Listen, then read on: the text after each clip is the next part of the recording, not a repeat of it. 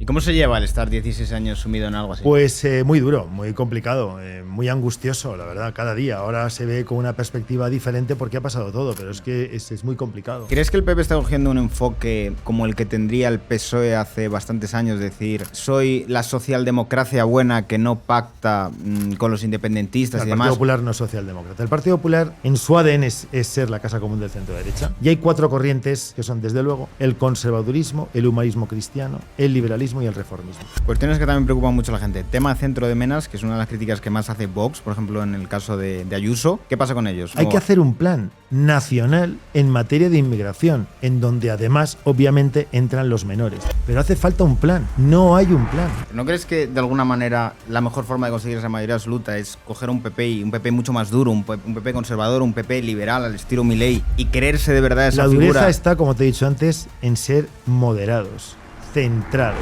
Yo creo que es una desconexión de la realidad, porque tú preguntas a cualquier liberal y dices, ¿quién es el político de referencia para ti? Javier Milei.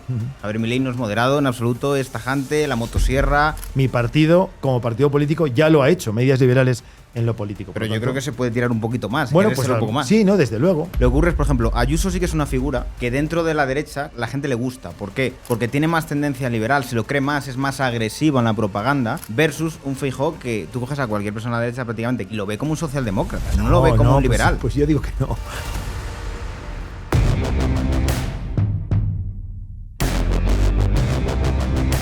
Muy buenas, familia, y bienvenidos un día más a Wall Street Wolverine. Hoy tenemos aquí a un señor que seguramente os acordaréis de él. Tenemos aquí a Francisco Camps, que lleva mucho tiempo sin saber de él, pero ¿qué tal te va?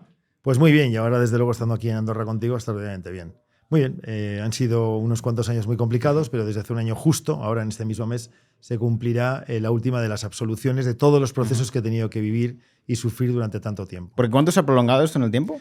Pues mira, en estos momentos, en el mes de mayo del año 25, hablamos ya de 16 años de manera ininterrumpida. Sí, son muchos años, sí, muchos años. ¿Y cómo se lleva el estar 16 años sumido en algo así? Pues muy duro, muy complicado, muy angustioso, la verdad, cada día. Ahora se ve con una perspectiva diferente porque ha pasado todo, pero es que es muy complicado. Cada día, cada semana, cada mes, cada circunstancia y además en mi caso muy mediático todo, ¿no? No solo las cuestiones que tenían que ver con el estricto cumplimiento de los plazos jurisdiccionales, sino además mediáticamente ha tenido siempre mucha presencia, políticamente ha tenido mucha presencia, el Partido Socialista, Compromís, Podemos, en fin, toda esta gente ha estado constante y permanentemente atacándome con estas cuestiones. Pero bueno, después de todos estos años, sin que hubiese tenido ningún tipo de circunstancia por la que haber sufrido todo este proceso, feliz porque todo terminó bien. ¿Cómo ves la actual política viendo un poco el contraste de lo que te ocurrió a ti con el tema de los trajes y la dimisión que tuviste, un poco para no perjudicar a Rajoy, frente a esta nueva política que vemos actualmente? Pues efectivamente, yo que podía no haber dimitido porque el caso hipotético de una suerte de condena no habría conllevado inhabilitación para cargo público, es decir, podría haber continuado siendo presidente pese a una hipotética condena de una cosa que nunca ocurrió y como así se demostró en los juicios. Yo dimití precisamente en el mes de julio, 20 de julio del año 11, porque en noviembre del año 11 había elecciones generales y entendí que era preferible dar un paso al lado para que mi Partido Popular y Mariano Rajoy, su candidato a la presidencia del gobierno, obtuviese la victoria que obtuvo también por el resultado y que mi cuestión y circunstancia no se utilizase por la izquierda como elemento de carga contra el partido. Por eso no solo lo hice para defender la institución y la honorabilidad de la institución, no solo lo hice para defender también mi propia honorabilidad como político y como persona, sino lo hice fundamentalmente para que mi partido tuviese todas las opciones abiertas para ganar. Yo creo que cuando estás en un partido político y además del ámbito que corresponde al Partido Popular, de toda España, que tienes un compromiso y vocación por los españoles, tienes que saber en todos los momentos de tu vida qué tienes que hacer para aportar, en este caso con mi dimisión, todo aquello que beneficiase para que mi partido ganase las elecciones. ¿Cómo se desenvuelve entre un partido como el PP cuando ocurre este escándalo, por así decirlo? O sea, te llega una llama a decir, oye, tenemos que hacer algo con esto. ¿Cómo es la gestión, digamos, que interna con el resto de, digamos, que integrantes del partido? Sí, está muy bien traída y hecha la pregunta, ¿no? Pues lo que hice es ponerme en contacto con el presidente del partido, Mariano Rajoy, la secretaria general, Cospedal, desde Cospedal, y en contacto constante y permanente, ir monitorizando todo el proceso, que era muy complejo. Estamos hablando del mes de marzo del año 9, quedaban 2 años para las siguientes elecciones, y significaba que teníamos que tomar decisiones respecto a esta cuestión porque era pasto mediático y político prácticamente todos los días, ¿no? En la vida política española. Y bueno, yo creo que lo hicimos bien porque en el año 11, entre otras muchas cosas, mis conciudadanos me volvieron a dar no solo la confianza, sino de manera absoluta, en una mayoría espectacular, con el mayor número de diputados autonómicos que nunca nadie ha tenido en la Comunidad Valenciana. Tanto la gente entendió perfectamente que esta enorme mentira, esta enorme insidia contra mí, no tenía que perjudicar en absoluto el análisis del buen comportamiento desde el punto de vista de los concionos respecto de mí que había tenido como presidente al servicio de los valencianos. ¿Crees que ha habido una evolución en el PSOE en todos estos años? Porque yo te pongo mi ejemplo. Yo por esos tiempos es la primera vez que iba a votar y yo voté a ese PSOE. Y ahora pienso en, Dios mío, yo voté a Sánchez en ese momento.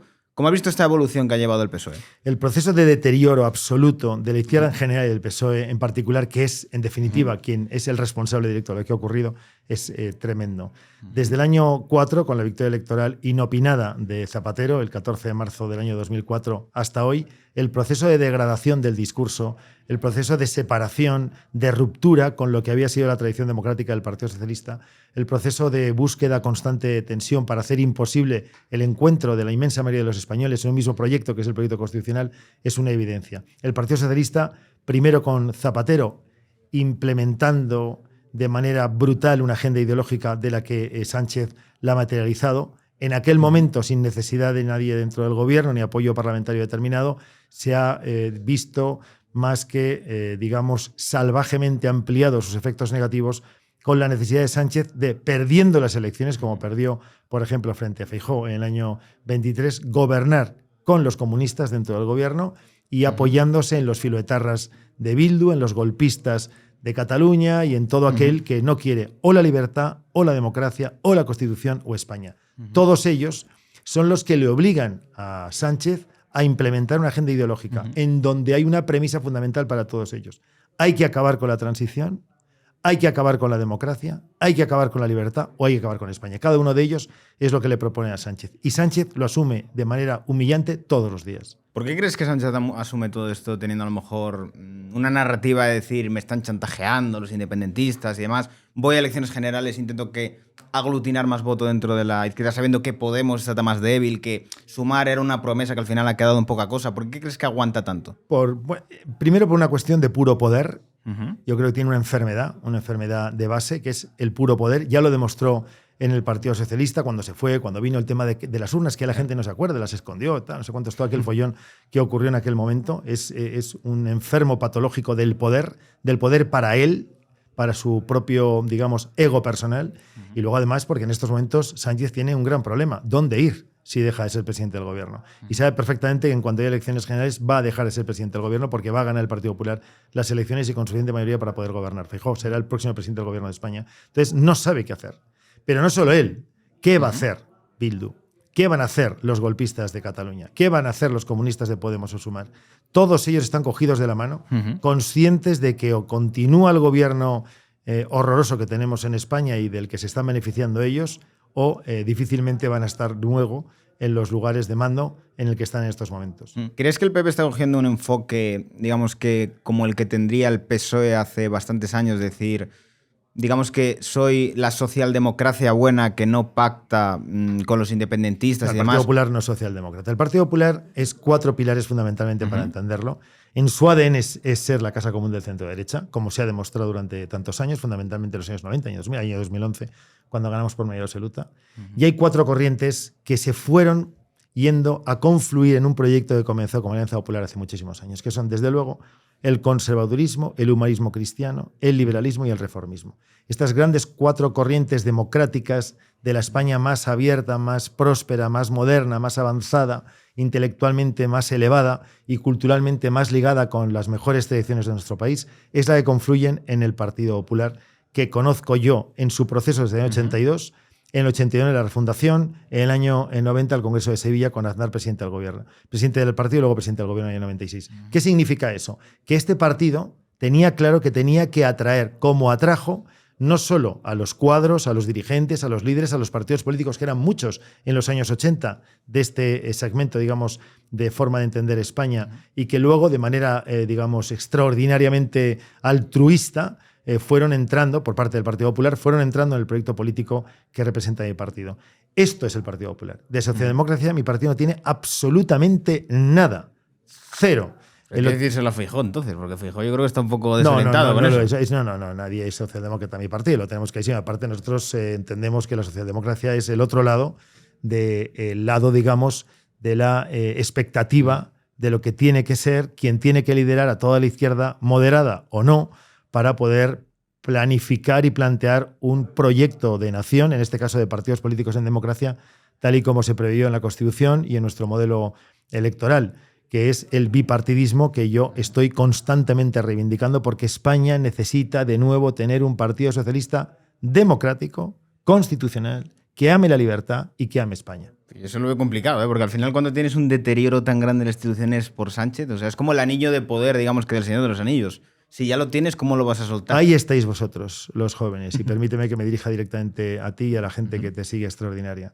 Estamos ante un momento, si me permites la expresión, revolucionaria. Tenéis que ser, creo yo, los jóvenes de hoy, que sois los de la generación de mis hijos, radicalmente moderados, radicalmente centrados, radicalmente en una posición en la que se permita que España se vuelva a poner en marcha, porque yo lo he vivido cuando era un joven como vosotros. En los años 80, en los años 90, yo viví aquella España que se ponía en marcha y yo quiero que España vuelva a ponerse en marcha. Lo digo sin nostalgia, lo digo sin melancolía, lo digo sin una mirada hacia atrás, lo digo con la mirada mirando hacia el futuro, porque España es nuestra gran nación, tiene las bases suficientes, recuperando la normalidad democrática de partidos que hoy no lo están en el sistema en cuanto al discurso, tiene la gran oportunidad de volver a dar un nuevo salto hacia adelante. Y eso depende de todos, obviamente, de todas las generaciones. Depende de la generación de mis padres, depende de nuestra generación, depende de vuestra generación, depende de las generaciones siguientes. Todos juntos de nuevo. ¿Qué ha hecho la izquierda? Dividirnos. Sectorizarnos, los jóvenes, los mayores, los hombres, las mujeres, los que vienen de fuera, los que vienen aquí, los que hablan un idioma, los que hablan otro idioma, los que piensan de esta forma, los que piensan de otra manera. Eso es lo que ha hecho la izquierda. Crear sectores, destruir un proyecto coherente y vertebrado, cohesionado, social y generacionalmente, y lo que tenemos que intentar todos de nuevo es buscar de nuevo un discurso en el que estemos todos cómodos. Es obvio que un joven tiene un discurso diferente a una persona que pueda tener mi edad. Es obvio, porque yo tengo unas circunstancias vitales ya en donde mi vida ha transcurrido ya en 3/4 partes de la misma.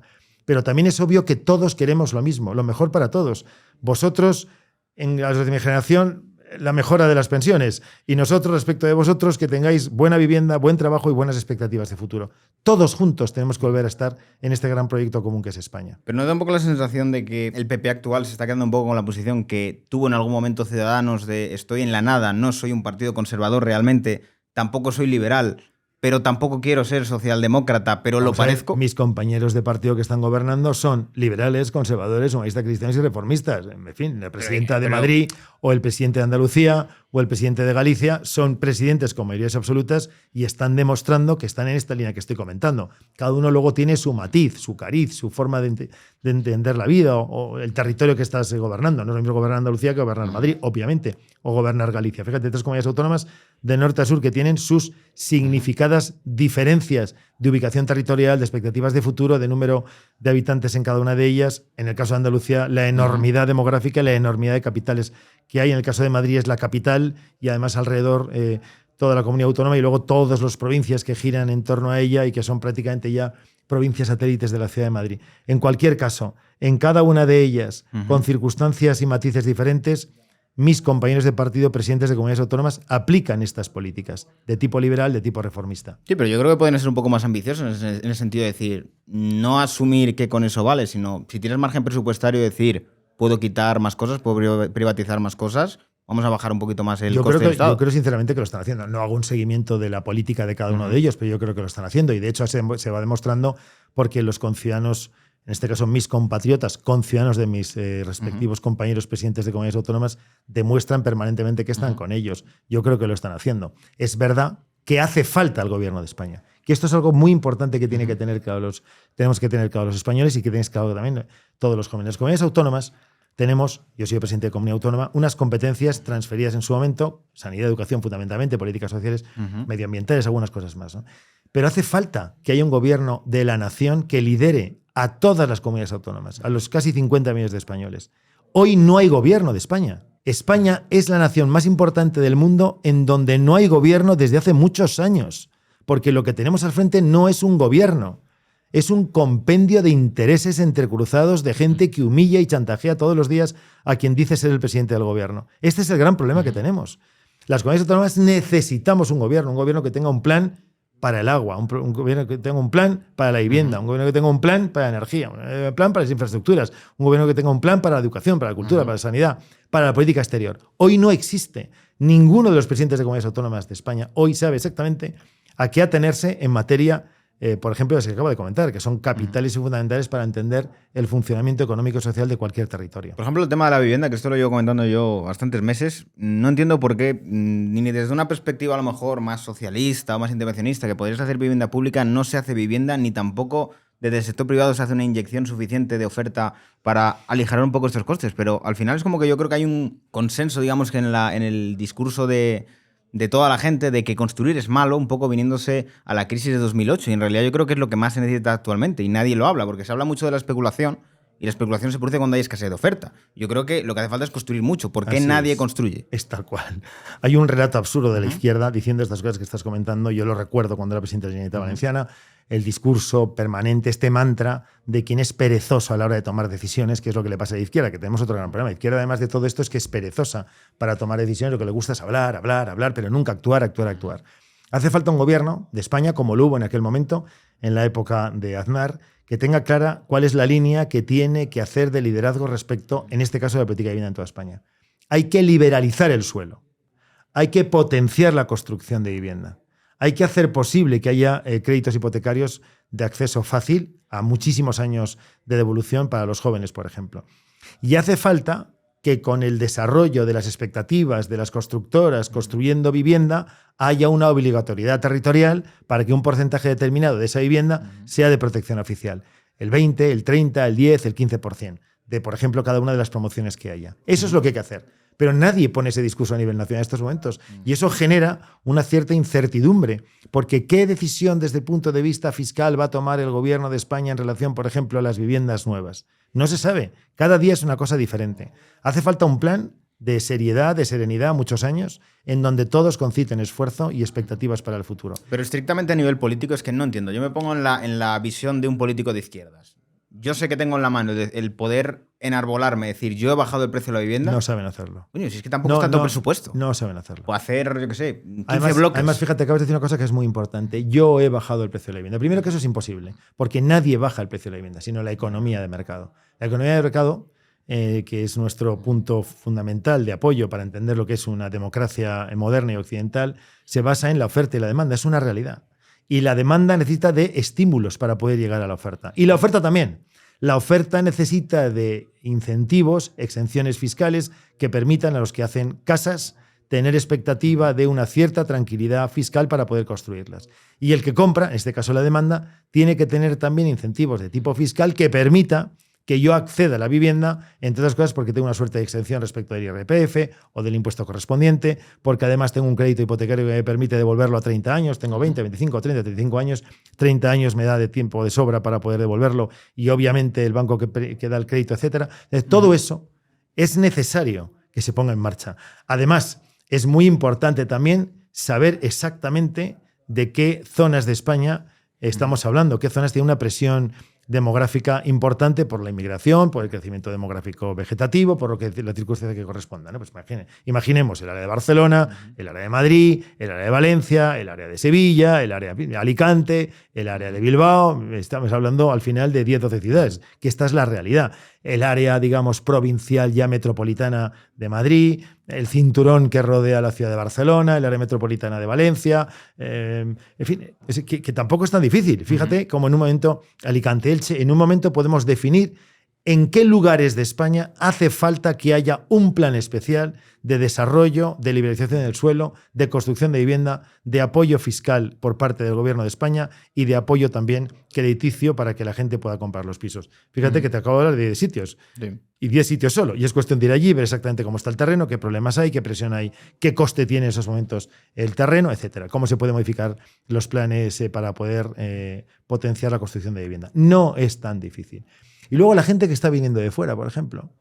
Si hay problema de oficio, carpinteros, albañiles, fontaneros, obreros, si hace falta en estos momentos oficios, porque no los hay, porque después de la crisis del 8, a lo mejor 9, mucha gente se derivó hacia otro tipo de actividades profesionales, de oficios diferentes, pues ir formando también a la gente. ¿Dónde? Pues en los países de origen de donde viene la gente que luego viene a España, formándolos allí, preparándolos para ser un buen albañil, un buen fontanero, un buen electricista, y que vengan aquí ya preparados. ¿A dónde? A las zonas donde se están construyendo estos pisos, estas viviendas, que permita que esa mano de obra ya cualificada por la formación puedan empezar a desarrollar con toda tranquilidad sus expectativas profesionales. ¿Aplicarías, por ejemplo, en la Comunidad Valenciana el modelo de Madrid, de cargarte gran parte de los impuestos propios y bajar la fiscalidad lo máximo que puedas? Lo hice. ¿Lo volverías a hacer incluso más ambicioso que lo que hay en Madrid? Siempre. Es que yo veo una oportunidad muy grande, porque con la cantidad de emprendedores que hay en Valencia, si tú le empiezas a decir a Madrid, oye, yo bajo más los impuestos... Yo lo hice, ¿eh? Yo lo hice. Bajé los impuestos y hice desaparecer algunos impuestos también, que fue muy valiente en aquel momento. Gobernaba Zapatero y tuvimos un problema bastante gordo con el Partido Socialista, pero lo hice. O sea, eso yo ya lo he hecho.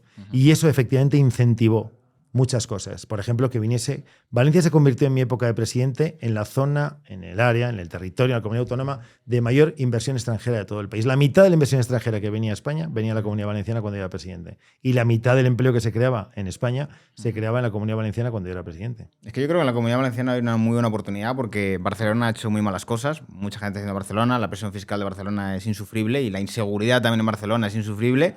Madrid está haciendo muy bien las cosas, está llevando un montón de gente, pero hay mucha gente que a lo mejor si Valencia da un buen clima fiscal, es muy parecido a Barcelona en la práctica, y creo que hay también un ecosistema de startups muy interesante dentro de, sí, que lo hay, sí. de Valencia. Efectivamente, pues sí, efectivamente, así es. ¿Cómo? Mejora de transportes, de equipamientos, de oferta de ocio, que es muy importante para que la gente que viene allí, además de trabajar, tenga la posibilidad de disfrutar en las horas libres de una buena oferta de ocio de cualquier tipo, restauración o museos, da lo mismo. Y luego, fundamentalmente, los incentivos de tipo fiscal, las expectativas de poder alquilar en buenas condiciones algún local, polígonos industriales con alta cualificación tecnológica, cercanía con las universidades, que también se pusieron en marcha, por ejemplo, parques científicos para la transferencia de la ciencia básica a la ciencia que se implementa al corto plazo. Es decir, que se pueden hacer, se pueden crear, como bien estás proponiendo, espacios de conexión, de interconexión, en los que unos y otros podamos transferirnos conocimientos, unos que son los que lo generan, otros que son los que ponen en práctica, y espacios también que les permitan tener infraestructura, equipamiento al servicio de cualquier proyecto empresarial de pequeño o medio ámbito en cuanto a número de trabajadores que se pretenda. ¿Cómo bajamos las listas de espera? Yo creo que hay mucha gente que está preocupada con el tema de la sanidad. Y la gente yo creo que está viendo una cosa que yo creo que le preocupa mucho, y es, estamos en récord de recaudación de Hacienda y parece que el dinero no fluye para donde debe de fluir. ¿Qué ocurre con la lista de espera? ¿Qué ocurre con, no sé, gestiones que hemos tenido, por ejemplo, en el caso de la Dana, que no hemos tenido una respuesta realmente efectiva, con el tema de los apagones que estamos teniendo, con el tema de Renfe, que estamos teniendo constantemente? ¿Dónde está yendo el dinero? Bueno, eso es una muy buena pregunta. ¿Dónde está yendo el dinero? Yo creo que el dinero, el gobierno de España, Pedro Sánchez, lo está enviando a intentar algo así como ocultar las cifras reales de las cosas. El paro, del endeudamiento, del PIB. O sea, transferencias entre partidas. Está inyectando dinero a cosas fáciles, de corto plazo, sin mirar hacia el futuro, pretendiendo que los índices de los que se habla cada mes, el del paro, el del PIB, el endeudamiento, parezca que están siendo buenos índices, pero realmente lo que están es cubriendo con dinero que viene fundamentalmente de los fondos que han venido después de la pandemia desde Europa, y con eso están creando una ficción, también con reglamentaciones de tipo laboral que hace que personas que no tienen puestos de trabajo fijos, con buenos salarios y de calidad, en estos momentos entren dentro de las listas de los que están empleados, porque no le importa al gobierno de España a la persona, no le importa al gobierno de España a los jóvenes, no le importa al gobierno de España a las pequeñas y medianas empresas, lo que le importa son los índices, el relato. Para cada día que hay sesión de control, poder contar que el índice de ese día ha funcionado bien. Todo eso lo vamos a pagar, porque es dinero que estamos recibiendo y que está siendo mal empleado.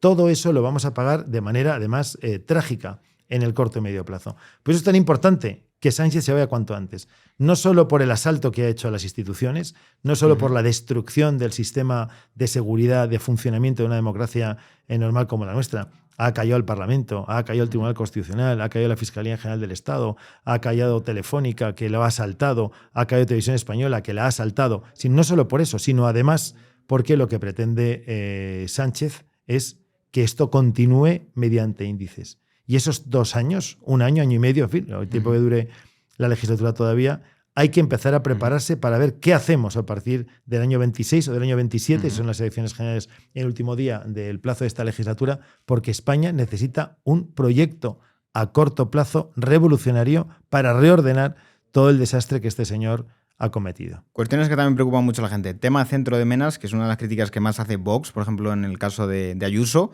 ¿Qué pasa con ellos? ¿Vamos a seguir abriendo más centros de Menas? ¿Vamos a limitar la inmigración? Hay que hacer un plan nacional en materia de inmigración, en donde además, obviamente, entran los menores. Pero hace falta un plan. No hay un plan. No hay un plan ni a medio año, ni a 1 año, ni a 2 años, ni 10 años. Siguen llegando a las pateras. Una situación absolutamente catastrófica. Seres humanos enviados, en muchos casos, a la muerte.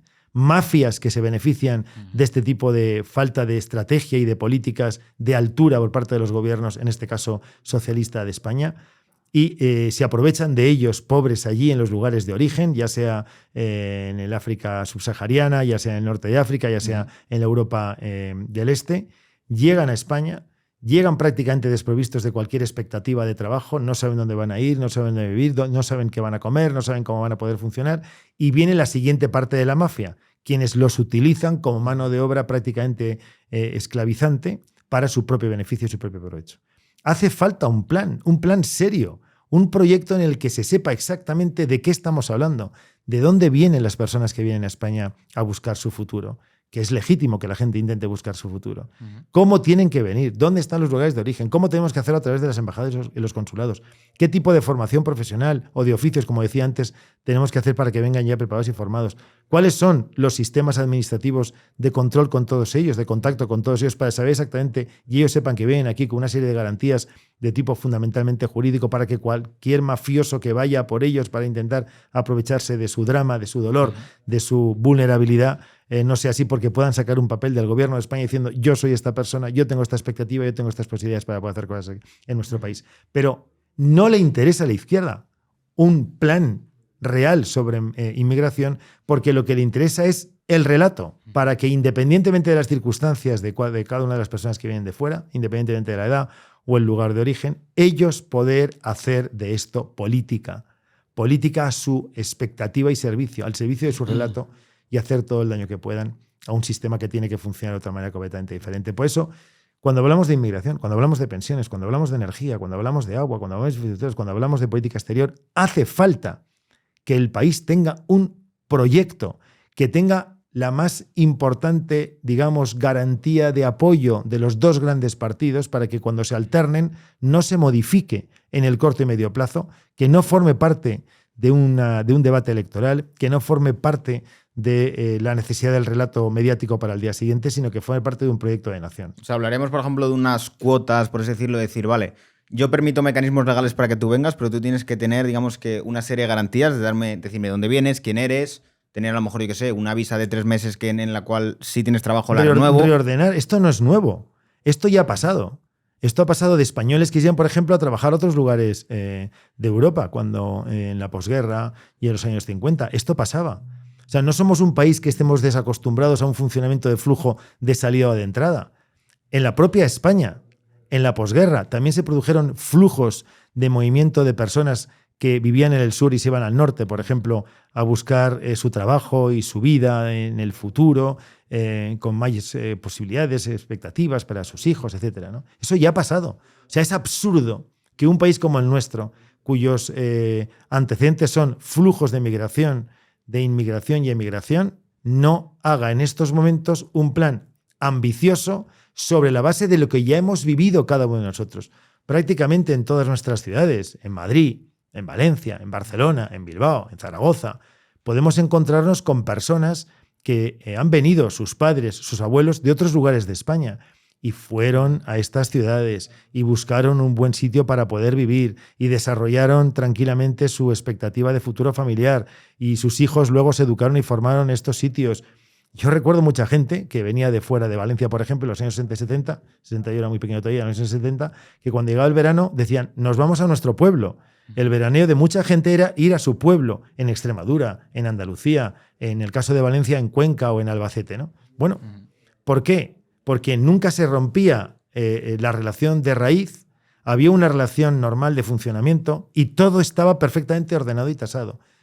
Un país como el nuestro, que ya tiene esa experiencia vivida, ¿cómo es posible que en estos momentos no tenga un plan que tenga esa expectativa de hacer que todo esto se haga conforme corresponde? Sobre todo porque estamos hablando de seres humanos, de niños, de mujeres, de hombres, de seres humanos que lo pasan mal, que están en una situación de vulnerabilidad absoluta. Y la vulnerabilidad no solo es aquí, que lo es fundamentalmente de dónde vienen, cómo transitan por África, cómo los lanzan a unas embarcaciones llamadas patera, absolutamente atestadas de pobre gente, que los lanzan al mar con unos oleajes brutales, los abandonan a su suerte. Pero ¿cómo es posible que no haya un plan nacional, serio, solidario, preparado, técnicamente avanzado, como para saber exactamente de qué estamos hablando? Yo creo que realmente el problema es que muchas veces está viniendo inmigración con unos incentivos muy negativos y lo que está generando realmente problemas, porque tú cuando traes masivamente a tanta gente que tiene muchas veces culturas bastante reprochables en algunas cuestiones, pues te ocurre lo que te ocurre en Barcelona, que al final no tienes ningún control, te viene gente de todo tipo y muchas veces atraes delincuencia porque sabes que no hay ningún tipo de castigo respecto a esta delincuencia. Y yo creo que al final lo que hace falta es controlar seriamente las fronteras y dar mecanismos legales y que te garantías de que esta conscientes gente... de que la frontera ya no es lo que el territorio delimita. La frontera de España hoy está en el subsáhara, claramente. Sí, sí. La frontera de España está hoy en la Europa del Este. La frontera de España está hoy en Iberoamérica. ¿Por qué? Porque de ahí viene la gente que está viniendo a España. Y esa frontera significa no algo negativo, significa un lugar de encuentro amable con las personas que pretenden venir a España. Fronteras amables, preparadas, formadas, además con la tecnología que tenemos ahora, con capacidad absoluta de saber cuál es su formación, cuáles son sus expectativas, cuáles son los problemas, cuál es su ambición, cuánto tiempo pretenden venir aquí.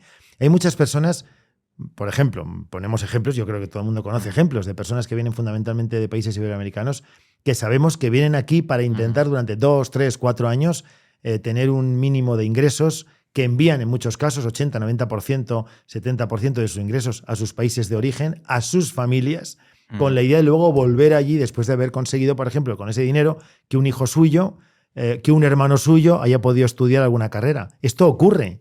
Bueno, pero ¿por qué no vamos a poder ordenar toda esta cuestión de manera seria, coherente?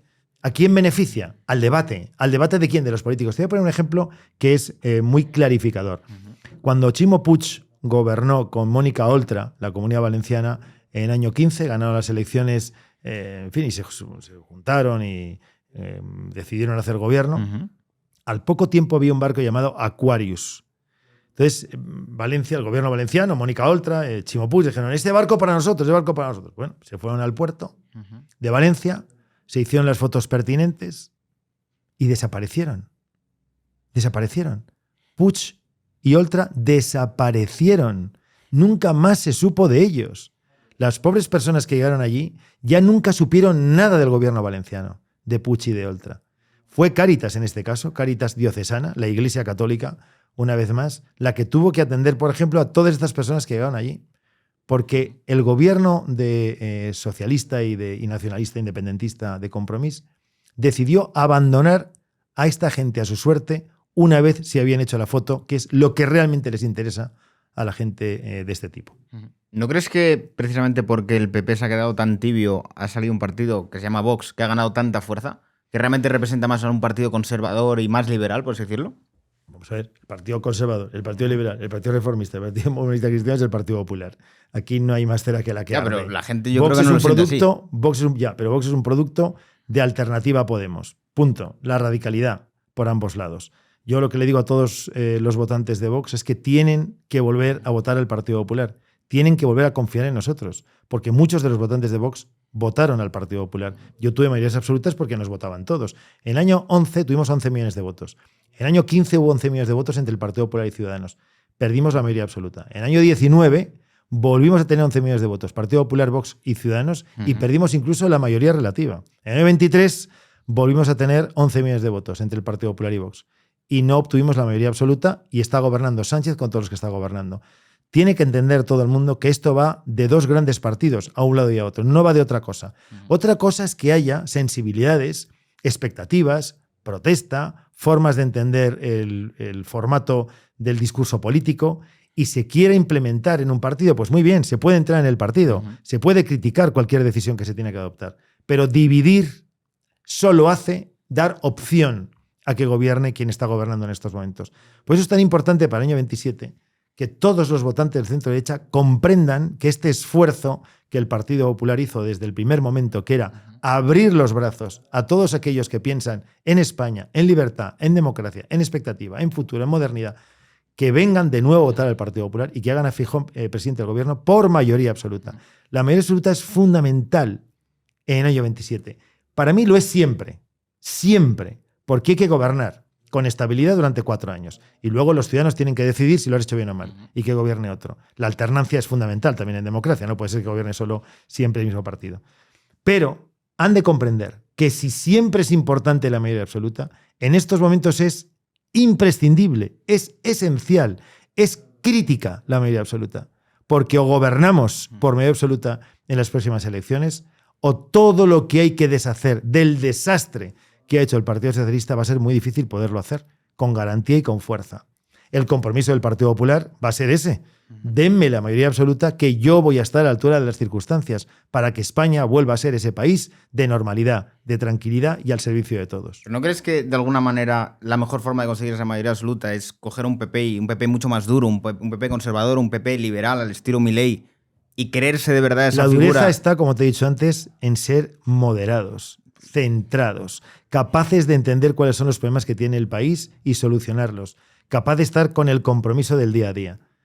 Por ejemplo, bajar los impuestos es una actitud muy nuestra, es una decisión muy dura y se hizo en el año 96.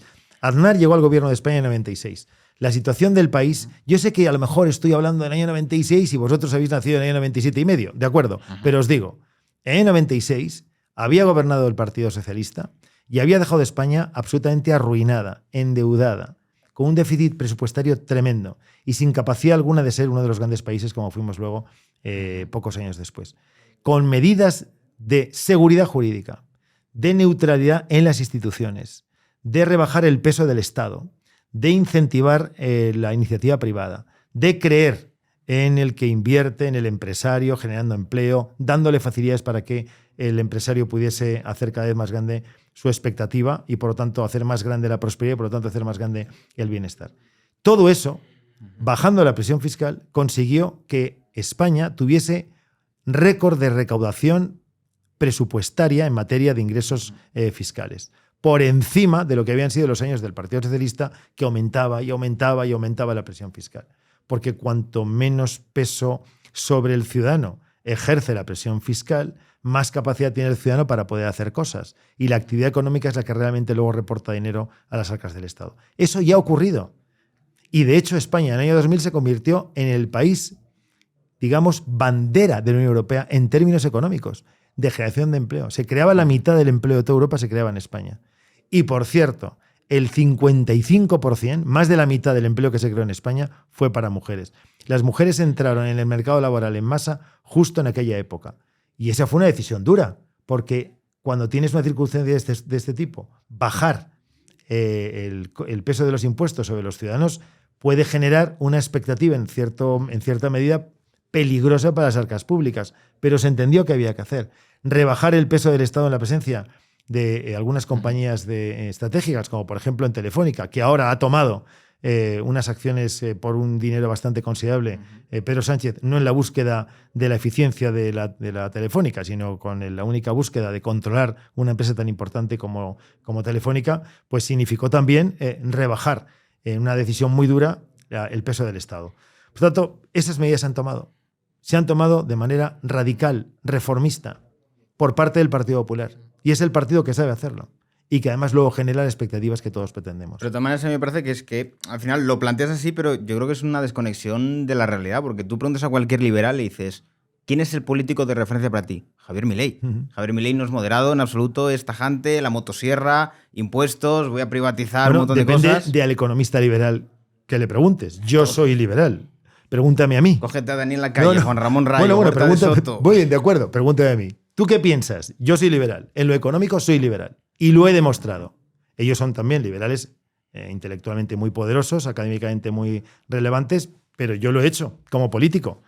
sea, yo lo que te estoy diciendo ya lo he hecho como político. Mi partido, como partido político, ya lo ha hecho. Medidas liberales en lo político. Pero yo creo que se puede tirar un poquito más. Bueno, pues un poco más. Sí, no, desde luego. Es que se iba mucho más.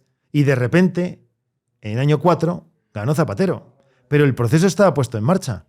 El proceso de reforma, de ir rebajando el peso de la fiscalidad sobre el peso del Estado en las decisiones que tenía que tomar la sociedad, se fue tomando. Lo que pasa es que en el año 4 pasó lo que pasó. Ocurrió lo que ocurrió. Y aparte está en la memoria más trágica del psique colectivo de todos, de la psique colectiva de todos los españoles, que fue el brutal y salvaje atentado de Atocha con el asesinato de 200 compatriotas nuestros, aquella triste, trágica y brutal mañana del 11 de marzo de 2004. Bueno, entonces, eso que estoy contando ya estaba ocurriendo. Había un plan. Reformas de todo tipo. Reformas en la fiscalidad. Reformas en los incentivos a los inversores. Reformas en el mercado laboral, que permitió el aumento de las contrataciones de manera exponencial. Eso el Partido Popular ya lo ha hecho. Por lo tanto, mi partido puede poner encima de la mesa la credencial de yo ya lo he hecho. Y nosotros somos los liberales en lo económico de esta historia. Porque lo hemos demostrado además y porque forma parte de nuestro proyecto político. Pero es que a mí me da la sensación, lo que te digo, terrencido nuevo, es como la narrativa de, vale, soy liberal, sí, pero luego a la hora de coger y plasmarlo en un programa electoral verdaderamente liberal, que mira, que se lo pongas a Juan Ramón Rayo delante y diga, madre mía, esto es una maravilla. O a lo mejor desde la perspectiva conservadora decir, joder, están defendiendo de verdad los valores conservadores, no están cediendo con temas como el aborto, no me cogen las tonterías de ideología de género y demás, no me pintan los bancos de colorines. O sea, yo creo que el PP lo que tiene actualmente es una desconexión de la realidad en la cual cree que es una cosa, pero la percepción de la gente es otra, porque al final es como, tú tienes la bandera liberal, pero los liberales no te dicen que tú eres liberal. Y dices que eres conservador, pero los conservadores se van con Vox. Entonces estás como en tierra de nadie, en la cual, es por eso te planteo el decir, yo creo que el PP tiene que coger una postura mucho más fuerte en cuanto al liberalismo y en cuanto al conservadurismo, porque si no estás en tierra de nadie, estás haciendo un ciudadano realmente. Bueno, yo creo que tenemos muchos ejemplos, pero hay un ejemplo que es el de tu tierra. La presidenta de la Comunidad Autónoma de Madrid. Pero es que se queda corta. Bueno, se queda corta. Bueno, tiene margen de presupuesto no, para bajar los impuestos. ¿Por qué no? Pero porque obviamente una comunidad autónoma, como te he dicho antes, necesita también del apoyo del gobierno de España. Pero en cualquier caso, creo que es una demostración. Pero por ejemplo, con lo de los menos. No, pero por ejemplo,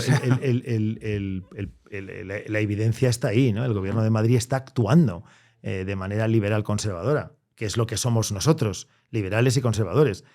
Que son las dos grandes corrientes de la democracia liberal y de las expectativas del crecimiento y del desarrollo tranquilo y sosegado de la Europa occidental. O sea, que eso está pasando, esto está ocurriendo ahora en Madrid. A Madrid le hace falta ahora un gobierno como el gobierno del Partido Popular que tuvimos en otro momento. Yo tuve la suerte de estar unos cuantos meses gobernando, muy pocos desgraciadamente, con el gobierno de Aznar.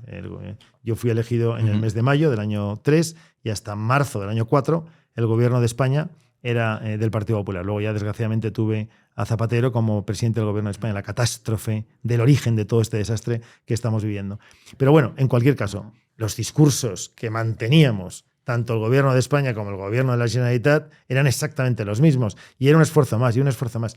Mira, yo fui junto con 10 personas redactor del programa electoral del año 2000. Mayoría absoluta. Y te voy a decir una cosa que no lo he contado nunca, mira. Lo recuerdo perfectamente. El encargado del programa electoral era Mariano Rajoy, encargado por José María. No, era el encargado de la campaña electoral. En aquella reunión nos reuníamos, para preparar el programa electoral nos reuníamos. Entre otros estaba Carlos Aragonés, estaba Miguel Ángel Cortés, estaba Gabriel Orriaga, estaba Cristóbal Montoro, antes de cambiar de posición a lo mejor a otra posición diferente, pero en aquel momento muy liberal. En fin, y yo recuerdo lo siguiente. Nos reuníamos en la séptima de Génova, en donde antes hacían los comités ejecutivos, saliendo del ascensor a la izquierda. Para todos los que conocen la séptima de Génova, saben ubicarlo perfectamente bien. Esa sala ya no existe, ahora es otra cosa. Aquello se reformó, etc. Entonces estábamos ahí sentados. Yo recuerdo lo siguiente. Llegar Rajoy con los papeles que habíamos preparado los días anteriores, estamos elaborando el programa electoral, y decir Rajoy, he hablado con el presidente Aznar, quiere menos presión fiscal, quiere más desaparición de impuestos. Yo recuerdo que ahí desapareció, por ejemplo, el impuesto de actividades económicas, que no recordáis, pero que existía en aquella época. Y se le obligó a los ayuntamientos a hacer desaparecer el impuesto a actividades económicas. Fíjate si eso es liberal, radical y duro. Pero bueno, se tomó y se adoptó esa decisión con gran enfado de muchos alcaldes de ayuntamientos importantes de España, porque una fuente de ingreso muy importante era precisamente el impuesto a actividades económicas. Bueno, yo recuerdo, yo he vivido ese momento perfectamente, una tarde en Génova, en Madrid, y nos dijo, el presidente Aznar quiere menos presión fiscal, quiere que nos inventemos más fórmulas para generar más riqueza en nuestro país. Por eso cuando hablamos de economistas extraordinarios que me has comentado, que yo sigo, pues algunos de ellos les sigo y veo algunas intervenciones suyas, me parece extraordinario. Pero quiero que sepa todo el mundo y los jóvenes que te siguen que esto ha ocurrido, que ya lo pusimos en marcha, que dio resultado y fue resultado positivo absolutamente para todos. Y que hay que contarlo. Yo no hablo, te digo, como te he dicho al principio, con nostalgia. Yo tengo la enorme suerte de haber vivido todos los momentos de mi partido desde el año 82. Todos. Como yo era el joven del partido, porque éramos 4 o 5 jóvenes solo en el Partido Popular, en Valencia y unos cuantos más que había por el resto de España. Algunos de ellos todavía están ahí con actividad política muy interesante. Yo he vivido todo ese proceso, 82, el 86, la derrota electoral, perdimos tal, Fraga dimitió, entró Herrero y luego hubo un congreso y ganó Mancha y luego un congreso y ganó de nuevo Fraga y se produjo la refundación del 89, entró la Democracia Cristiana, entró el Partido Liberal, entró Unión Liberal, entró el CDS, entró en Valencia Unión Valenciana, entraron los partidos regionalistas en muchos lugares de España. El partido se iba haciendo cada vez más grande. En el año 90 el Congreso de Sevilla, en el año 91 las primeras victorias electorales en los ayuntamientos, en el año 95 se repiten ayuntamientos importantes de España, en Valencia, Madrid, ganamos la Comunidad Autónoma de Madrid, ganamos la Comunidad Autónoma de Valencia, en el 96, en ese proceso de esfuerzo tremendo, ganamos las elecciones a nivel nacional. Todo ese proceso es un proceso histórico extraordinario, necesario para recordar. Como te digo, no con nostalgia, para que la gente sepa que este partido ya ha pasado por estas vicisitudes y ha sabido enfrentarse a los problemas económicos y sociales que tiene el país en cada momento. Y va a poder volver a enfrentarse de nuevo con estos problemas. Es una garantía de éxito. Ahora, ¿qué necesitamos? Es fundamental. Como el agua para beber. Necesitamos ganar por mayoría absoluta. España necesita que el Partido Popular gane por mayoría absoluta. Y necesita, desde luego, España, un partido como el Partido Popular que garantice que va a hacer todo aquello que haga que España se pueda volver de nuevo en marcha. Sí, pero eso te está dando la fórmula de mayoría absoluta. La fórmula de mayoría absoluta es hacer que Vox no tiene sentido y para eso tienes que aglutinar a la gente que ve sentido a Vox. Porque yo creo que lo que ocurre es, por ejemplo, Ayuso sí que es una figura que dentro de la derecha, quitando más la parte de Vox, la gente le gusta. ¿Por qué? Porque tiene más tendencia liberal, se lo cree más, es más agresivo en la propaganda, versus un Feijóo que tú coges a cualquier persona de derecha prácticamente, quitando a la gente muy mayor, que vota tradicionalmente el PP, y lo ve como un socialdemócrata, no lo ve como un liberal. Pues yo digo que no, es imposible. Pues hay que cambiarle la percepción, pues bueno. Hay que cambiar el asesor a Feijóo y que diga, joder, cambia lo que tienes que decir. El presidente Feijóo es un presidente extraordinario que lo ha hecho fenomenalmente bien en Galicia. Galicia creció un montón durante todo aquel tiempo, que fue presidente, y bueno, allí vuelvo a centrar respecto de lo que es un gran partido. Somos muchas personas que tenemos opiniones en algún momento y en alguna circunstancia posiblemente matizadas, matizables, diferenciadas, con ciertas sensibilidades diferentes, porque somos un partido para la inmensa mayoría de los españoles. Y en cada circunstancia, en cada ciudad y en cada momento, cada uno de nosotros puede tener una opinión diferente de cosas que en principio puede parecer que aquí es así y allá es de otra forma diferente. Obviamente, porque es la inmensa riqueza que tiene el Partido Popular, porque es la inmensa riqueza que tiene nuestro país y es la inmensa riqueza que tiene la relación y el discurso intergeneracional. Obviamente, porque es muy grande lo que se pretende. Tú y yo podemos estar de acuerdo en algunas cosas y seguramente en algunas otras, pues a lo mejor en algún tipo de afición, por ejemplo, no lo estemos. De lo que no estamos completamente de acuerdo, no podemos hacer dos partidos diferentes si tenemos la oportunidad de, por ejemplo, quedar para cenar. No es que yo soy de pescado y si no hay pescado no voy a comer. Pues yo soy de carne y si no hay carne, seguramente hay un restaurante que hay carne y pescado y podemos comer. Eso sí, compartir la ensalada y compartir el postre. Pero al final hemos estado juntos. O sea, es muy importante que tengamos claro que esto es la suma de la gente. Y porque además hoy España se la está jugando. Los españoles nos estamos jugando nuestro futuro. Y el único beneficiado de verdad de la división es Pedro Sánchez. Y el único beneficiado de la división es Bildu. y Podemos, y Puigdemont, y Rufián, estos son los que se benefician de la división que pueda haber en el ámbito del centro-derecha. Por lo tanto, hay una cuestión que ya no es que sea práctica. La política es discurso, es candidatos, es líderes, es programas, es expectativas, son ilusiones, son sentimientos, es transferir la confianza, pero es aritmética también, ¿eh? Es aritmética también. Eso es democracia, porque cada persona que va a votar va sumando un voto, otro voto, otro voto, otro voto, otro voto, otro voto, hasta que al final sumas los votos necesarios para poder obtener la mayoría absoluta. La aritmética es clave en la historia de la democracia. Y no es una cuestión baladí, no es circunstancial, no es coyuntural, es estructural. La suma de los votos da una mayoría u otra. Y en España, la mayoría relativa del Partido Popular da la opción a que gobierne cualquiera, que no quiera España, por cierto. Tema pensiones, que yo creo que a la gente le preocupa bastante, es un tema que he abierto yo hace ya unos cuantos meses. ¿Estarías a favor de hacer una reforma de pensiones hacia un sistema de capitalización? Estoy a favor de cualquier cosa que sirva para garantizar las pensiones del futuro. Y esto no es una pregunta escapatoria, ¿eh? En absoluto. En los años 90, y vuelvo a recordar aquello, no porque quiera recordar el pasado, sino porque ya ha ocurrido.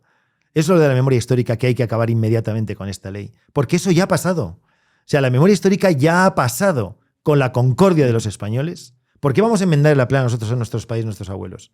Si nuestros padres y nuestros abuelos decidieron que aquí ya había paz, ya había piedad, ya había perdón, como por cierto dijo Azaña en París antes de morir, ¿por qué esta generación va a enmendarle la plana a quienes han conseguido con todo eso concordia, transición, constitución, democracia y libertad?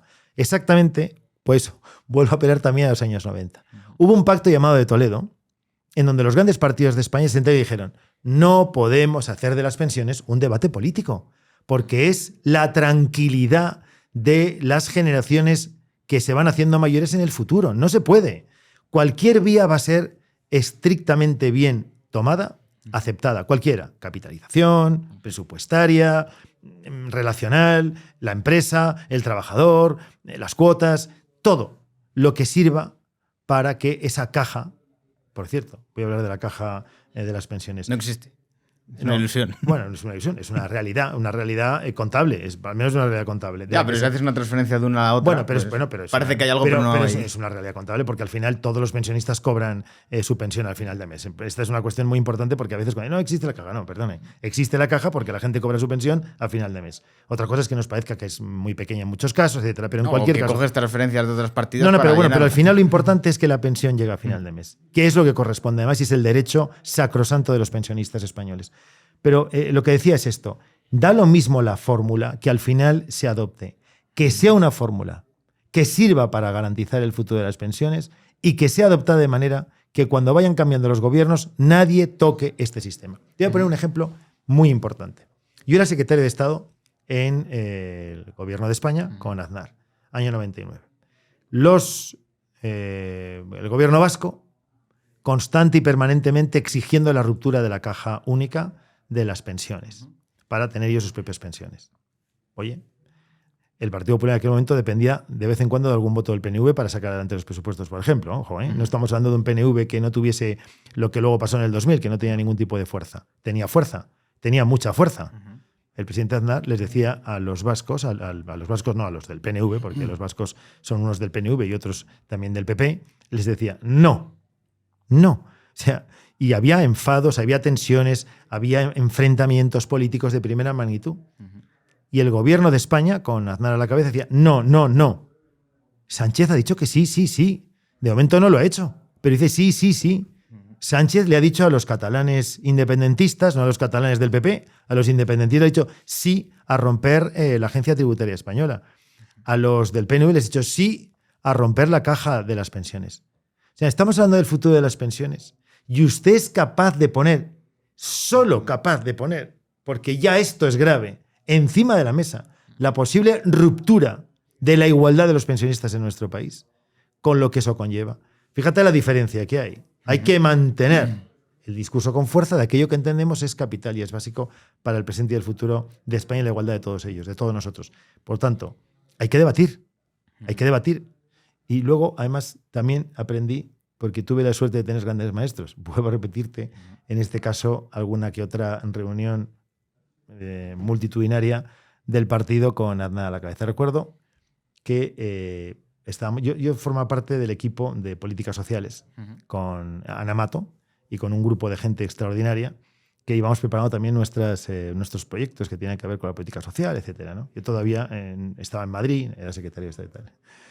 Y recuerdo el siguiente discurso del propio Aznar en una reunión de la Junta Directiva multitudinaria, que suscribo absolutamente. La mejor política social es el empleo. Lo que garantiza la estabilidad de las familias es el empleo. La dignidad y la capacidad de cualquiera de nosotros para poder hacer cosas es el empleo. El futuro de las pensiones es el empleo. Es una obviedad. ¿Qué tenemos que hacer? Poner en marcha todo tipo de medidas que permitan que la gente genere riqueza como generas tú, por ejemplo. Tú generas riqueza porque eres un empresario. Y todos los emprendedores tienen que tener la posibilidad de generar riqueza, generar empleo.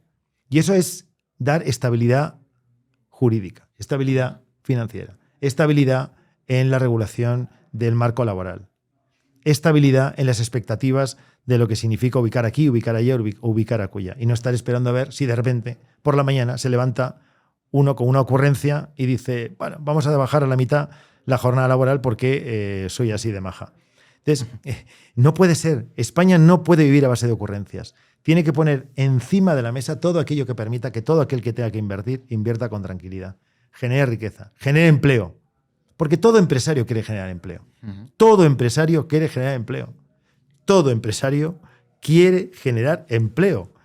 Y empleo de calidad. Todo empresario quiere que el trabajador suyo vaya contento a trabajar y tenga clara la contraprestación económica y sepa exactamente cuánto tiempo va a tener por delante en cuanto a la relación laboral y empresarial. Todo el mundo quiere eso. Pero cuando tenemos cada día un cambio de paso permanente y no sabemos muy bien a qué atenernos, es cuando se genera mucha inquietud.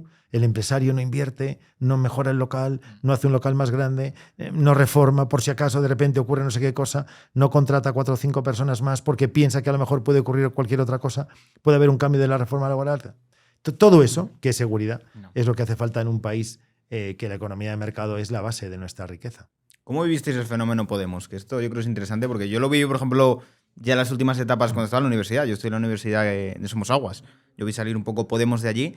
¿Cómo viste desde el PP este movimiento del 15M y todo esto que Bueno, fue un golpe al Estado democrático callejero que permitió el gobierno socialista que se produjera. Estábamos en el año 11, mayo.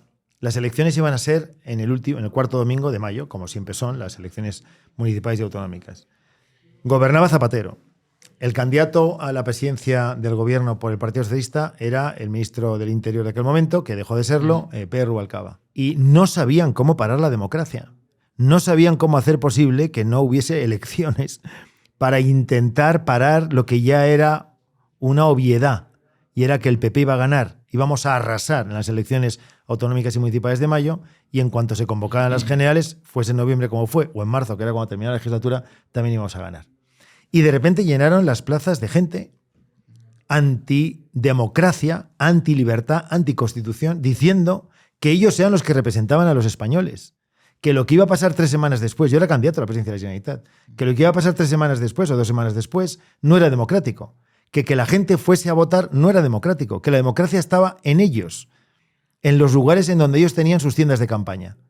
Y yo era candidato a la presidencia de la Generalitat, pero ¿cómo es posible? O sea, ¿cómo es posible que digan con toda tranquilidad que las urnas no son la democracia y ellos son la democracia? Bueno, ganamos las elecciones, gané las elecciones por 3ª vez por mayoría absoluta y me fui a tomar posesión. Me fui a tomar posesión democrática por 3ª vez de la presidencia reelegida por mis conciudadanos que fueron a votar, pese a los que estaban en la calle intentando demostrar que lo que iba a pasar luego no era democrático. Me encontré con el Parlamento valenciano rodeado de gente, de los de Podemos, de los del 15M. Y dije, pero vamos a ver, ¿dónde está la democracia? ¿Cómo es posible que esta gente diga que no solo son ellos la democracia y nosotros no, sino que impidan que quien ha ganado democráticamente pueda tomar posesión legítima de aquello que los ciudadanos han decidido que corresponde a alguien que tiene que ser ahora de nuevo el presidente de la Generalitat? Pues eso me pasó a mí y le pasó a mucha gente. Eso es Podemos.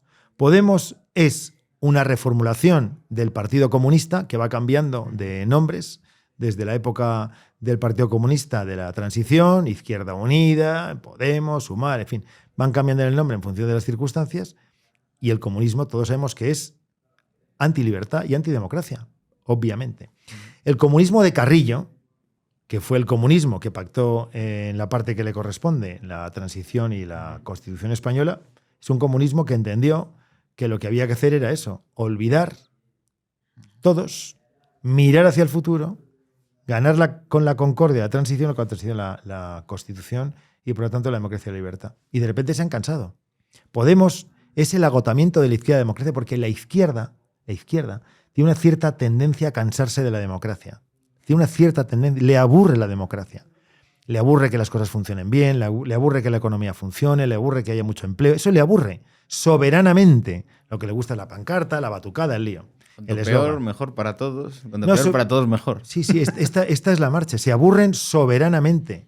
Entonces, aparte que a veces no llegan a alcanzar el nivel del debate intelectual que corresponde. Algunos de ellos. Otros sí. Yo me he encontrado gente de izquierdas que sí que han tenido un cierto nivel intelectual y cultural para debatir cosas interesantes. Pero se aburren mucho. ¿Quién, por curiosidad?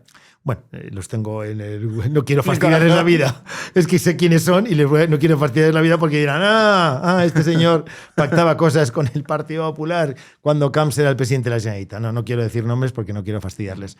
Pero en cualquier caso sí que los hay.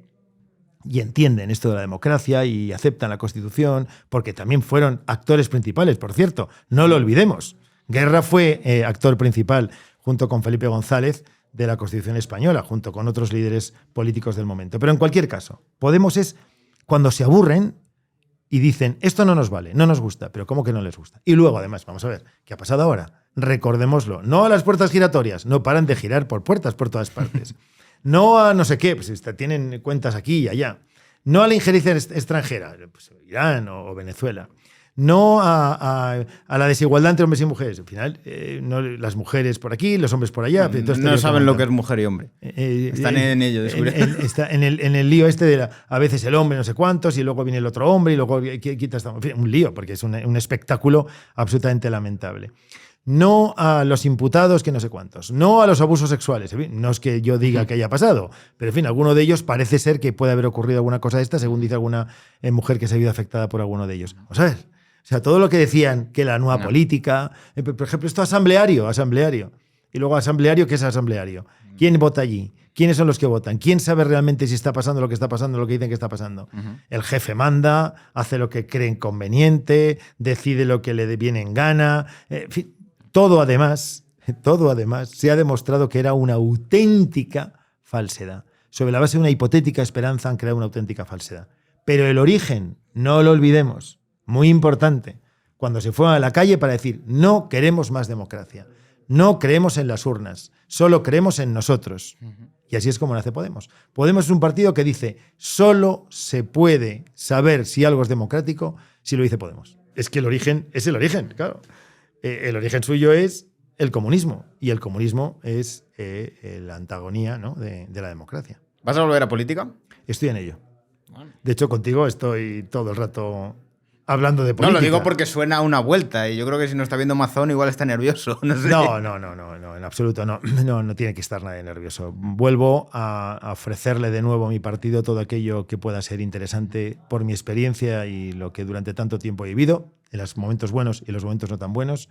Vuelvo con una ilusión bárbara, vuelvo sin ningún tipo de elemento de melancolía o nostalgia, al revés, vuelvo mirando hacia el futuro, con ganas de hacer cosas para el futuro de nuestro país y de la Comunidad Valenciana en mi caso, y de la Comunidad Valenciana hacia el país también, y en cualquier caso vuelvo con ganas, o estoy, no es que vuelva, estoy con un grupo de gente muy numeroso haciendo posible que mi partido se dinamice, que vuelva otra vez a tener la fuerza y el nervio que tenía en aquellos momentos en los que ganábamos elecciones, y vuelvo con el convencimiento de que es absolutamente necesario ganar por mayoría absoluta. Creo que tiene que estar en la obligación moral de toda candidatura del Partido Popular, a un ayuntamiento, a una comunidad autónoma o al gobierno de España. ¿Qué dirías que te gusta de la política? Porque yo creo que hay que tener cierto sadomasoquismo para que te guste volver a política de nuevo. Hombre, he vivido cosas muy bonitas. Inaugurar un hospital, inaugurar un colegio es algo realmente único. De verdad lo digo, ¿eh? Es único. Cuando tú vas a un sitio, y además fui Consejo de Cultura y Educación. Algunos colegios se programaron cuando era Consejo de Educación, pero en cualquier caso, cuando vas a un sitio que pones la primera piedra de un hospital, por ejemplo, La Fe, o por ejemplo el de Elche Crevillente, o la ampliación, por ejemplo, del de Villarreal, por ponerte 3 ejemplos de hospitales, podría poner así hasta 13, en Denia, en Manises, en otros lugares de la comunidad, en Torrevieja. Cuando vas a un sitio y dices, estamos poniendo la primera piedra de un hospital, llegas unos meses más tarde, ves que el edificio va creciendo, llegas unos meses más tarde, ves que se pone en marcha y tienes la enorme también fortuna de ver emocionalmente cómo las primeras personas son atendidas en ese hospital, el equipo de médicos, el equipo de enfermeros, el equipo de celadores, en fin, cuando se llena de vida un hospital para atender a las personas que tienen problemas de salud, por lo tanto tienen problemas de sus propias vidas personales, porque lo más grave que a cualquier persona le puede ocurrir es algo que tenga que ver con la salud. O sea, eso es inolvidable. Un colegio o un instituto. Cuando pones en marcha un colegio, pusimos hasta 400 colegios en marcha, 400 en mi época de presidente. Cuando se pone en marcha el colegio o el instituto y ves a los jóvenes llegando al colegio, los chicos, las chicas, los padres, el claustro de profesores con los que hablas, y dices, vamos a ver, es que ha valido la pena. Todo el esfuerzo personal, todo el sacrificio personal, todo el convencimiento de que esto tenía algún sentido, vale la pena cuando ves en marcha un colegio o un hospital. Una pregunta que me gusta hacerle mucho a los políticos. ¿Qué hay que cuidarse cuando eres político? En el sentido de qué cosas hay que tener cuidado. Pues bueno, según las circunstancias y los momentos, ¿no? Yo, sobre todo, hay que tener cuidado en decir cosas que no puedes cumplir. Porque al final todo se sabe. Al final todo llega. Al final el tiempo transcurre. Y cuando tú dices que vas a hacer una cosa y luego no la haces, menoscabas tu propia persona. Menoscabas tu capacidad y autoridad como político en cuanto al compromiso con los demás. Pero menoscabas a la política en general. Y cuando un político no cumple con aquello que dice que iba a cumplir, pues la verdad, sufre el funcionamiento normal de la democracia. Lo creo. Un alcalde, un presidente de comunidad autónoma o presidente del gobierno. Entonces, por eso es tan importante que todo político sea consciente que cuando está prometiendo algo, cuando está comprometiéndose con sus funciones por algo, tiene que cumplirlo por encima de todo, porque no le va solo a él en ello, le va a la creencia en las instituciones democráticas de nuestros conciudadanos. ¿Cómo dirías que se lleva siendo político el desconectar de la política, por así decirlo? Porque yo creo que es algo como muy intrusivo, ¿no? En el sentido de que, vale, no es como que vas a la oficina, terminas y vuelves a casa, sino que te llevas un poco, yo creo que todo el trabajo a casa, pones la tele, está ahí constantemente. ¿Cómo haces para desconectar de ello? Bueno, desconectas en los momentos que puedes desconectar, familiares, de amigos, haciendo deporte, leyendo, oyendo música. ¿Pero eres capaz de quitarte el ruido de Yo todo? Todavía, voy a contarte una cosa que me pasa. Yo fui concejal de tráfico con 28 años, con Rita Alvera, alcaldesa de Valencia. Yo se lo cuento esta anécdota a mucha gente, o sea que mucha gente ya escucha esta anécdota, pero es una anécdota cierta. Yo todavía veo algunas avenidas de la ciudad de Valencia si están o no bien sincronizadas desde el punto de vista semafórico. Fíjate. O yo todavía sigo viendo a los autobuses de la empresa municipal de transportes, de la que fui presidente también, cuando fui concejal, con esa edad tan joven, sigo viendo a ver si ha evolucionado o no, si ha mejorado o no el autobús como comodidad, como expectativa, etcétera, ¿no? Bueno, pues esas cosas significa que te llena tanto la actividad política, porque es un compromiso con tanta gente y está en la calle, lo que tú haces está en la calle, está ahí. El metro, el tranvía, el autobús, las marquesinas, los semáforos, los aparcamientos subterráneos, están en la calle, que cuando los ves dices, valió la pena. Pero no desconectas, claro. Pues imagínate luego, cuando han sido otras cosas también que vas viendo por ahí, ya de una enjundia, digamos, mayor, porque mi ámbito de trabajo político fue creciendo con el paso del tiempo, digo el ámbito territorial, ¿no? Bueno, pues no se desconecta, porque al final vas viendo todo. Ahora que estaba pasando por esta calle, viniendo tal, pues te das cuenta de cosas, ¿no? El aparcamiento, tal, residentes, no residentes, la hora, el aparcamiento que hay público, el que hay privado, etcétera. Bueno, pues porque al final o lo eres o no lo eres. Es como un periodista o como un médico o como un abogado o como cualquier tipo de oficio. No. Un albañil que vea que una pared está bien o está mal hecha. Al final, el que le gusta algo que hace está constantemente, sin darse cuenta, incluso de manera inconsciente, viendo si eso que tiene que ver con esa vocación personal se está haciendo bien o no se está haciendo bien. ¿Crees que a lo mejor en la política nacional se pierde como ese efecto de que tú no ves a lo mejor lo que estás haciendo tan materializado, que a lo mejor en la política autonómica o a lo mejor más municipal lo palpas con la gente y lo ves en el día a día? Eso es así. Eso es así, es la realidad, ¿no? Es verdad que las decisiones a nivel nacional tienen una trascendencia, como su nombre indica, que afecta a todo el país, ¿no? Y que al final un paso de peatones, como puse yo en algún momento a la salida de un colegio con los semáforos, pues vas allí y hablas con los padres y está todo el mundo feliz porque hay un paso de peatones semaforizado y además qué seguridad para los niños, ¿no? Y bien señalizado, ¿no? Pues eso, pues lo ves porque la política local es muy bonita por esto. Pues yo también recomiendo a todos los que tengan alguna vocación política que además de terminar sus estudios, los que sean, de formación profesional o universitarios o los que corresponda a cada uno de ellos, que eso es muy importante, que empiecen por la política local. El ayuntamiento es la parte, digamos, directamente relacionada con la realidad de la gente, ¿no? Y eso te hace ver luego que las decisiones que adoptas a nivel más amplio, más grande, a nivel autonómico, a nivel nacional, a nivel europeo, los que se van a ser europarlamentarios, tiene una trascendencia directa sobre la vida de las personas, sobre la vida de las personas del día a día y las expectativas de las personas del día a día y de las familias de cada uno de nosotros. Pero se ve en primera digamos, situación, en primera magnitud, en la calle, cuando eres un concejal de un ayuntamiento mediano, grande o pequeño. Esto es muy interesante porque normalmente en la política, sobre todo más municipal, no se vota tanto el partido, sino se vota más a las personas. Por el hecho de que tienes más cercanía a ellos y ves las acciones, digamos que más directas. Es decir, mira, va a arreglar la acera y ves que arregla la acera o no arregla la acera. No es como la política nacional, que son como más promesas generales que no puedes palpar tanto. Estoy completamente de acuerdo. Es que estoy más de acuerdo contigo no puedo estar. Es que tienes razón, es así. Arrégleme la acera. Recuerdo cuando llegamos al ayuntamiento, había un barrio que se llama el barrio de Torrefiel, que es un barrio periférico. Ahora la ciudad ha crecido tanto que ya no es periférico, pero estamos, digamos, en una de las periferias de la ciudad, que es un camino que se llama Tránsitos, etc. Bueno, y ahora es una avenida casi céntrica. Oye, pues allí aceras, semaforización, arbolado, parques, jardines, entró el autobús de la MT, etcétera, ¿no? Y algunas cosas más. La acera. Entonces, si vamos por allí, no había acera y hay acera, no había calzada y hay calzada, no había semáforos y hay semáforos, no había alumbrado y hay alumbrado. Y eso tiene en las personas, en los vecinos, un grado de satisfacción tan grande, tan directo, que es muy satisfactorio para el político que tiene posibilidad de hacerlo y lo hace. Pues ya que me has asegurado que vas a volver a política, hazme un pequeño... Que estoy. Recuérdalo, por favor. Que estás en volver a política. No, que estoy en política. Otra cosa es... Sí, recuerda que te he dicho que estoy en política. O sea, yo diferencio quienes están como cargo público en la política y los políticos que son o no cargos públicos. Yo soy político, tenga o no tenga un cargo público. Por ejemplo. Pero el punto es como que te has desmarcado la política. No, pero ejemplo, como que eres político para siempre. No es político para siempre, pero que la política siempre me ha generado una inquietud permanente. O sea, durante estos años que no he tenido cargo público, he estado constantemente viendo qué es lo que ocurría en la política nacional e internacional, y desde luego la que corresponde a mi territorio, ¿no? No he dejado nunca de estar conectado con la realidad de la política. Esto es lo que quería decirte. Hay personas que a lo mejor son concejales durante un tiempo porque alguien les mete en la lista y entonces tal. Pero luego cuando dejan de ser concejales no viven la política con la intensidad con la que la vivimos aquellos que nos consideramos políticos siempre. Yo, por ejemplo, siendo político, he sido cargo público de distintos niveles o no he sido cargo público, como por ejemplo ahora. Pero eso no significa que haya dejado la política. Otra cosa es que cuando se dice, vuelves a la política, es verdad que hay una sinonimia con serás cargo público, etcétera. Digo, como que te vas a presentar a las elecciones para entrar, digamos que... Eso depende de los militantes del partido. ¿Eso cómo funciona? Que no tengo mucha idea.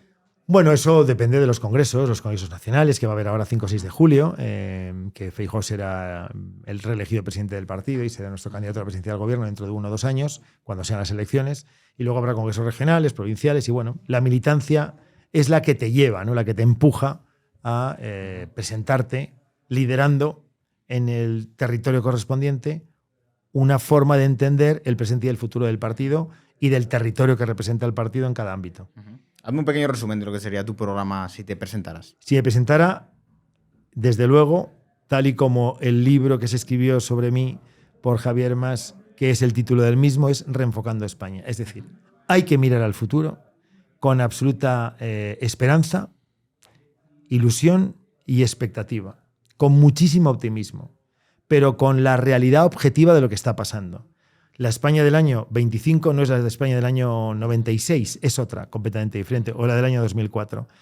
España, después de años de gobiernos de Sánchez y sus colaboradores, tanto parlamentarios como dentro del gobierno, está falta de una seguridad en sí misma, de reencontrarse con instituciones neutrales, de reencontrarse con un gobierno que realmente lidere a toda la nación, de reencontrarse con un gobierno que sepa exactamente que lo que tiene que hacer es poner las bases para que el país prospere, para que el empleo se genere, para que las empresas inviertan con tranquilidad, para que las cosas se hagan conforme corresponde. Todo eso es lo que hace falta hacia el futuro. Por tanto, lo que tenemos que hacer es saber cuáles son hoy los problemas que tiene el país y afrontarlos con entereza, con fuerza, con valentía.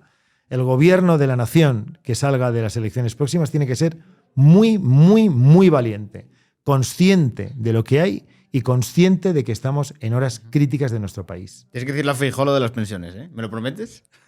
Bueno, es que lo tiene clarísimo. Yo sí veo a Feijóo decir en televisión que hay que reformar las pensiones en un sistema de capitalización, no, le doy un aplauso aquí. Bueno, le traigo al podcast. Se lo trasladaremos, pero en cualquier caso que sepas que para nuestro partido y obviamente para el presidente Feijóo, el tema de las pensiones es una cuestión capital. Pues nada, Francisco, muchísimas gracias por haber venido. Muchas gracias. Y si quieres mandar un último mensaje ahí a la gente. Pues que he tenido la enorme suerte de conocer a Víctor y de disfrutar de un rato muy agradable. La verdad es que no hay nada más interesante para cualquiera de nosotros que alguien con tus capacidades de pregunta, de análisis y de prospección nos hagan a nosotros las preguntas correspondientes para poder transmitir luego a la gente que nos escucha todo aquello que creemos que es bueno. Porque muchas veces no se trata tanto de lo que o la capacidad que tiene el que dice cosas, sino que el que pregunta sepa en todo momento qué es lo que tiene que hacer para ir llevando la conversación hacia aquello que realmente interese a los que nos están escuchando. En cualquier caso, muchísimas gracias. Ha sido un rato de verdad inolvidable.